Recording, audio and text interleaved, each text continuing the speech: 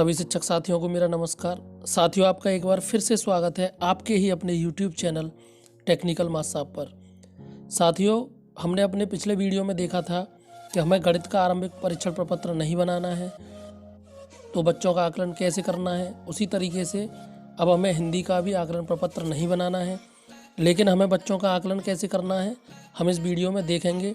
आकलन प्रपत्र आपको कहाँ से मिलेगा, कैसे मिलेगा, ये सब इस वीडियो में हम आज देखने वाले हैं। तो वीडियो को लास्ट तक ज़रूर देखें, जिससे कि सारी चीज़ें आपको क्रिस्टल क्लियर हो जाएं। साथियों, ये पठन कार्ड है, आप इसी को ही आरंभिक परीक्षण आकलन प्रपत्र कह सकते हो। इसी के आधार पर ही हमें बच्चों का आरंभिक परीक्षण करना है। जैसा कि ध्यानाकर्षण में था कि हमें 15 प्रश्न लेने हैं, जिनमें 10 ऑब्जेक्टिव टाइप होंगे, 5 सब्जेक्टिव टाइप होंगे। तो उस चीज़ में अब बदलाव हो गया है। आप चाहें तो उस आकलन प्रपत्र के आधार पर भी बच्चों का आरंभिक परीक्षण कर सकते हैं, लेकिन यहाँ पर जो दिशा निर्देश दिए गए हैं वो मैं आपको इस वीडियो में बताने वाला हूँ। उपचारात्मक शिक्षण के लिए आकलन, यहाँ पर लिखा हुआ है, आकलन कक्षा कक्ष में शिक्षण प्रक्रिया का एक अभिन्न अंग है। आकलन ही वह प्रक्रिया है जिसके एक तरफ शिक्षक को यह पता चलता है कि उसके विद्यार्थी कक्षा कक्ष में कितना सीख पा रहे हैं और अपनाई जा रही शिक्षण प्रक्रिया कितनी कारगर है।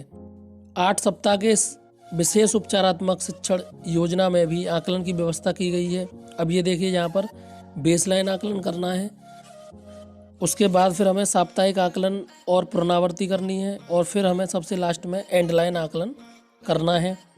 तो वीडियो में हम आगे देखेंगे कैसे हमें बेसलाइन करना है। बेसलाइन आकलन कैसे करना है। कार्यक्रम के प्रारंभ में 0 सप्ताह के दौरान कक्षा 4 और 5 के सभी बच्चों का आकलन किया जाएगा। इस आकलन के द्वारा शिक्षक बच्चों के वास्तविक अधिगम स्तर को जान पाएंगे। वास्तविक अधिगम स्तर की जानकारी के बाद एक बेहतर शिक्षण योजना बनाई जाएगी। बेसलाइन के लिए निम्न प्रक्रियाओं का पालन करना होगा। कक्षा 4 और 5 के बच्चे का आकलन मुख्य रूप से वाक्य पठन पर आधारित होगा। कक्षा 5 के लिए जो भाषा की दक्षता है, बड़े अनुच्छेद को पढ़ लेते हैं और 75% प्रश्नों के सही जवाब दे पाते हैं। तो यहाँ पर मुख्य रूप से वाक्य पठन पर आधारित होगा। आकलन के लिए एक जांच प्रपत्र तैयार किया गया है। यहाँ पर लिखा हुआ है तैयार किया गया है, ये नहीं लिखा हुआ कि आपको तैयार करना है। इसमें एक छोटा पाठ है, ये शब्द कक्षा 2 के अधिगम स्तर का पाठ है।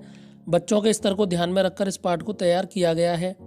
इस आकलन के आधार पर बच्चों के डिकोडिंग स्तर का निर्धारण किया जाएगा। कक्षा 4-5 के सभी बच्चों का आकलन दिए गए टूल का उपयोग करके किया जाएगा। डिकोडिंग कार्य को स्तर निर्धारण हेतु आधार माना गया है। स्तर 1 के साथ वर्ण, मात्रा, शब्द और वाक्य पर काम होगा, जबकि 2 के साथ सरल पाठ स्तर पर काम होगा।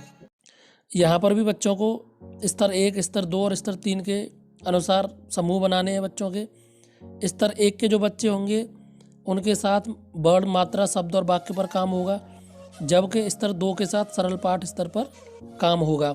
ऐसा ही हम गणित में करने वाले थे। बच्चों के 3 समूह बनाने वाले थे, स्तर 1, स्तर 2 और स्तर 3। अब देखिए आकलन कैसे करना है। बेसलाइन, इस आकलन के लिए बच्चों को सहज बनाना जरूरी है। पहले हमें बच्चों को सहज बनाना है, बच्चे थोड़ा सा हल्का महसूस करें।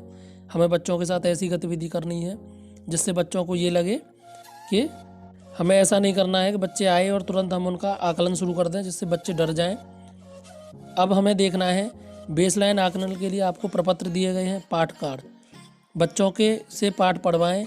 इस संदर्शिका के आखिरी पृष्ठ पर भी पढ़ने के लिए पाठ कार्ड दिया गया है। तो यहाँ पर पाठ कार्ड दिए गए हैं, आपको उस पाठ कार्ड को ही बच्चों से पढ़वाना है। आप इसे फाड़ कर रख लें और आकलन के दौरान बच्चों को पढ़ने के लिए दें। स्कोरिंग प्रपत्र, अगले पृष्ठ पर स्कोरिंग प्रपत्र है। इस प्रपत्र में प्रत्येक बच्चे का प्रत्येक शब्द के अनुसार सही गलत लिखें। तो हमें क्या करना है, बच्चे से पाठ कार्ड पढ़वाना है और स्कोरिंग प्रपत्र में हमें बच्चे का स्कोर भरना है। उसमें बेसलाइन आकलन के लिए दिए गए पाठ कार्ड को बच्चे को शब्द पढ़ने को कहें। हमें शब्द पढ़वाने बच्चे से, बच्चे कार्ड से पढ़ेंगे और आप स्कोरिंग प्रपत्र में नोट करेंगे। शब्द कार्ड और स्कोरिंग प्रपत्र में एक ही तालिका है। सीधे पाठ कार्ड से जांचने से पूर्व बच्चों को बॉक्स में दिया गया वाक्य यह मदन की साइकिल है को पढ़कर बताएं और उन्हें किस तरह पढ़ना है। किसी शब्द को पूरा एक साथ पढ़ना सही माना जाएगा। शब्द के सिर्फ अक्षरों को पहचानना शब्द पठन नहीं माना जाएगा। तो यहाँ पर आप ये समझ लें कि अगर कोई बच्चा जैसे मदन है तो म द न ऐसे पढ़ता है तो उसको सही नहीं माना जाएगा। अगर वो एक साथ पढ़ता है तो ही उसको सही माना जाएगा। और सही शब्द के लिए आपको 1 नंबर देना है और गलत के लिए आपको सीधा 0 दे देना है। अगर बच्चा किसी शब्द पर 5 सेकंड से ज़्यादा देर अटक जाता है तो उसे आगे के शब्द पढ़ने को कहें, अटके शब्द को गलत माने। आप यहाँ भी ये भी समझ लें कि अगर बच्चा किसी शब्द पर अटक रहा है 5 सेकंड से ज़्यादा तो उसे गलत माने, वहाँ पर आपको 0 नंबर देना है और उससे अगला शब्द को पढ़ने के लिए कहना है। ये यहाँ पर देखना है आपको बेसलाइन कैसे कर। आपको पाठ कार्ड देना है बच्चे को, बच्चा पाठ कार्ड पढ़ेगा। अगर वो सही शब्द पढ़ रहा है तो आपको 1 नंबर दे देना है और वो अगर गलत पढ़ रहा है तो उसको 0 दे देना है। अगर बच्चा पहली पंक्ति का एक भी शब्द नहीं पढ़ पाता है तो उसे आगे पढ़ने से रोक दें, उसकी उपलब्धि में 0 लिख दें। अगर कोई बच्चा पहले गलत पढ़ता है और फिर उसे वापस सही पढ़ता है तो इस शब्द को सही माने। अगर आपने 0 लिख दिया है तो उसे 1 बना दें। सही पढ़े गए शब्दों की अंतिम गिनती करें। अंत में स्कोरिंग प्रपत्र में दिए गए खाने में सही पढ़े गए शब्दों की संख्या यानी 1 गिनकर लिखें। अब आपको जो अंतिम कॉलम होगा उसका स्कोरिंग प्रपत्र का, उसमें जितने भी 1 आए हैं, आपके जितने भी बच्चों ने सही शब्द पढ़े हैं उनको गिनकर वहाँ पर आप लिख देंगे स्कोर। अब ये देखिए यहाँ लिखा हुआ है मदन, यह मदन की साइकिल है, तो हमें ये बच्चों को पढ़ के बता देना है।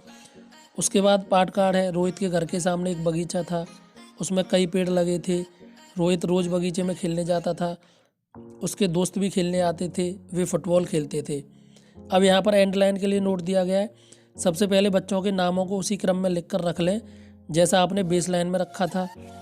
अगर आपने सुमन को 5वें क्रम पर आकलन किया है तो एंड लाइन में भी उसे उसी क्रम में उसका नाम लिखें। आकलन की बाकी प्रक्रिया बेस लाइन की तरह ही होगी। अब ये देखिए बेस लाइन का स्कोरिंग प्रपत्र देख लीजिए।